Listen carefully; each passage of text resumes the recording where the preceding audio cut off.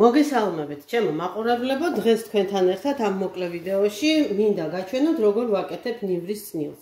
თუ თქვენ რაიმე განსაკუთრებულს აკეთებთ, ჩემგან განსხვავებულს, გთხოვთ მომწეროთ, მე ძალიან მადლობელი დაგვრჩებით. ახლა კი შევუდგეთ საქმეს და ვნახოთ, როგორ ვაკეთებ მე ამას დედაჩემის რეცეპტით.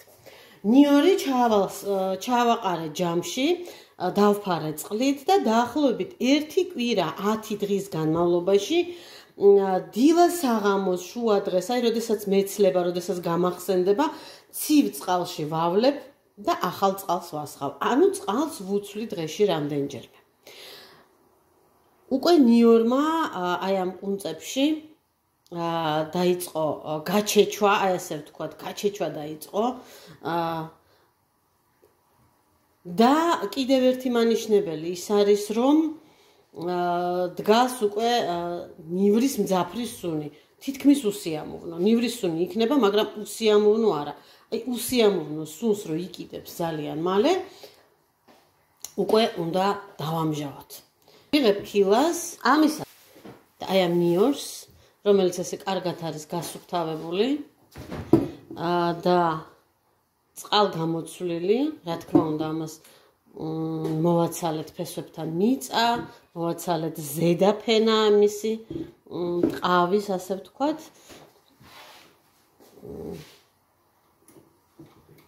ვალაგებთ ქილაში. ეს ნიორი ჩვენი ეზოს მოსავალია. საერთოდ ნიორზე ესეთ რამეს ამბობენ, რომ უნდა ჩავიდესო მიწაში გიორგობამდეო, ანუ 23 ნოემბრამდე. შემოდგომაზე ირგვება ნიორი, თითო კბილი და უნდა ამოვიდეს პეტრე პავლობამდეო, ანუ 12 ივლისამდე.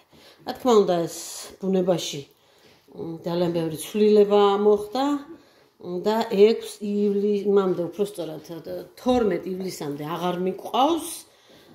ცოტა უფრო ადრე ვიღებთ ხოლმე, იმიტომ რომ თუ დაუგვიანდა, ანუ ნიორი დიდხანს თუ გავაჩერეთ უკვე ასე ვთქვათ, შემოსული, ზრდასრული, დამწიფებული და გამშრალ ფოჩიანი მიწაში, ის აუცილებლად დაიწყებს გაპარვას.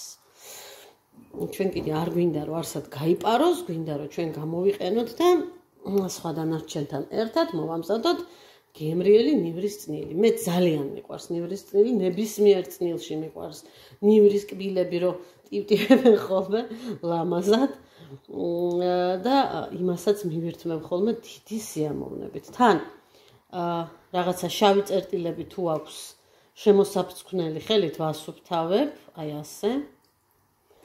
ასე ბატონო.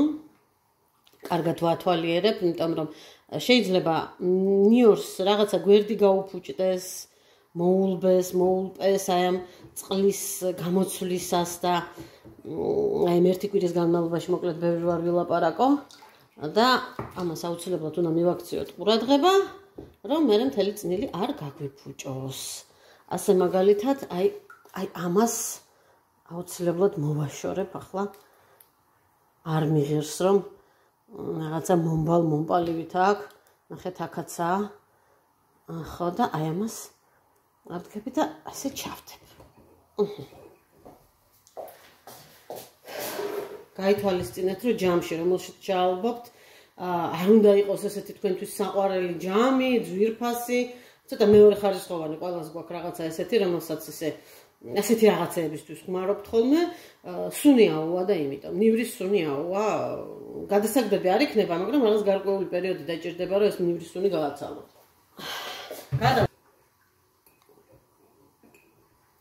უფრო მეტის გაკეთება შემეძლო ესე ბოლომდე გამევსო, თუმცა ამას მნიშვნელობა არ აქვს. უბრალოდ მე იმდენნაირი წნილის გაკეთებას ვაპირებ, რომ ცოტა კიტრი, ცოტა პამიდორი, მე ბევრი მიგროვდება და აი ეს სავსებით საკმარისია ჩემი ოჯახისთვის. აი ესეთი ზემოთ ადგილია დარჩენილი, მაგრამ არ აუშვებს, წყლით შევავსებთ. ამისათვის ვიღებ მეზურას, აი ასე. და სტანდარტულად შევაზავებ წყლით. ანუ წნილებზე მე შემდეგნაირად ვიქცევი, ვიღებ 1 ლიტრ წყალს. ეს ბოთლში მაქვს ჩასხმული მოხერხებულობისათვის, არ იფიქროთ, რომ ეს რაიმე მინერალური წყალია, ჩვეულებრივი ონკანის წყალია, რომელიც ჩემთან სახლში მოდის. ვიღებ 1 ლიტრ წყალს და მაქვს აი ასეთი ხორხოშინა მარილი. არავით არის თხელი, არავით არის ჰიმალაი, არავით არის არაფერი და აი ესე თავშემოდგმულ სუფრის კოვს აი ასე. ამ ყველაფერს გაკეთება მაშინვე შეგვიძლია კილაში, მაგრამ ასეთ ხორხოშინა მარილს აქვს ხოლმე ასე ვთქვათ ნალექი და უფრო გავასუფთავებთ ცალკე ჭურჭელში.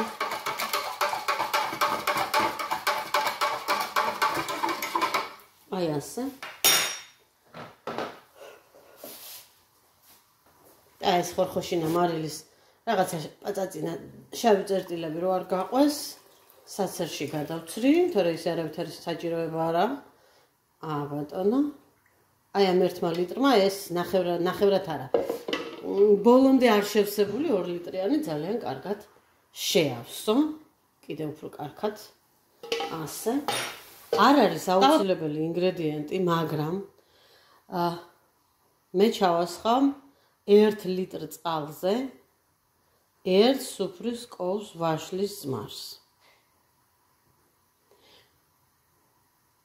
მე მაქვს დღეს ვაშლის ზმარი, ამიტომ გამოვიყენე ვაშლის, თუმცა შეიძლება გამოვიყენოთ ნებისმიერი ზმარი, იქნება ეს თეთრი ღვინის თუ შავი ღვინის, 1 სუფრის კოვზე 1 litrზე არ არის რაოდენობა, რომ აიმღრეს მთელი წყალი და გაგვიშაოს ნივრის წნილი, მაგრამ მაინც თეთრი ღვინის ზმარი ჯობია, ასევე შეგიძლიათ ჩააყაროთ მწიკვი ლიმონის მჟავა, ლიმონის მჟავა უფრო მეტად აკათქათებს ნიორს და თავის სიმჟავეს აძლევს და გარანტია იმისა, რომ არ დარბილდება ნიორი.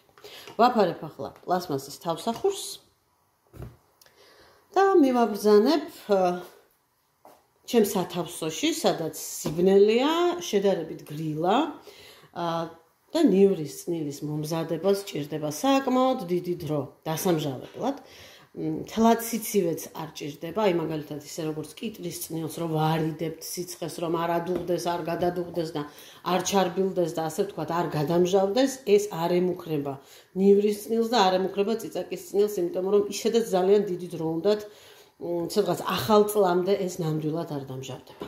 მივაბრძანოთ და იმედია ზამთრის ვიდეოებში, სადაც მე ამ ნიორს გავხსნი და დავაგემოვნებ სხვა კერძებთან ერთად მისატანებლად, ისევ ჩემი მაყურებლები იქნებით და ისევ შევხვდებით ერთმანეთს ამ არხზე გემრიელი ცხოვრება. მე კი დღეს გემშვიდობებით გისურვებთ ყოველივე საუკეთესოს შეხვედრამდე.